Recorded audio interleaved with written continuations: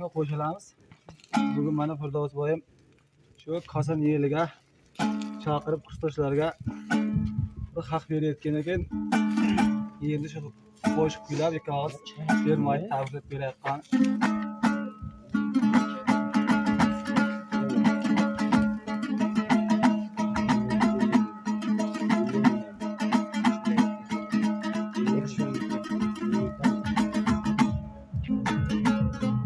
Qo'yadi. Ah yaray.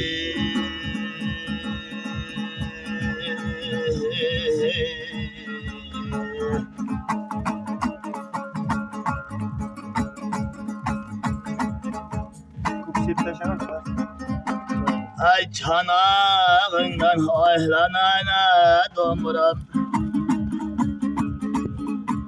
Hizmetinden oylanana domuram.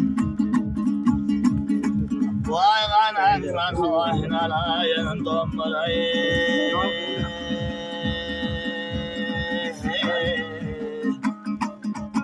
Ay Firdavs çanlıkta kıyladım ana domuramı.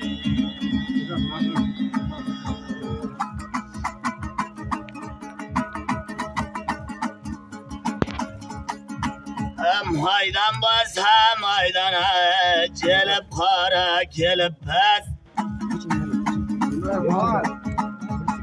Ay nabat kara.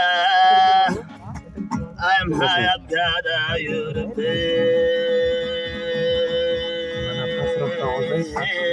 Haşhaşlık diye oldu mu filan? Şaşırmaya ne oldu? Yok onu hab. Alıyor mu? Ha. Ha böyle böyle.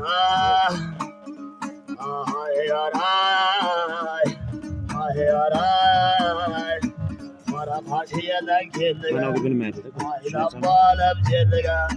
Firdavs çandın ama uyga kara geldik. Bana tozunu kara. Katıma kara gördük.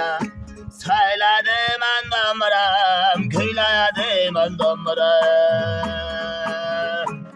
Hep bari yanayın taşa verdin, kolu kumbala başa verdin. Gelecekte karaya, ata yine seninle. Artık kılgan perzende, karaya bağla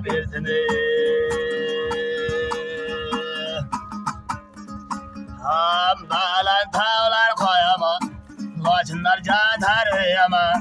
Firdavs kayan para, barçın ayda gelene. Kara yendi yarlar bulamayı.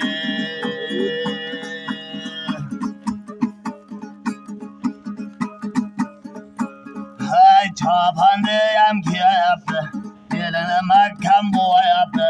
Hizmetinden oylanay, Anvar'a hizmete tora yaptı.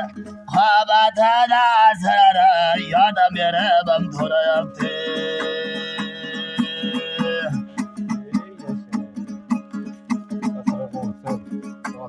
Ay çanağına çartayan, her namağa salayan. Yende karamaydan'a, koşa kaytıp verayan. Nöbet ya.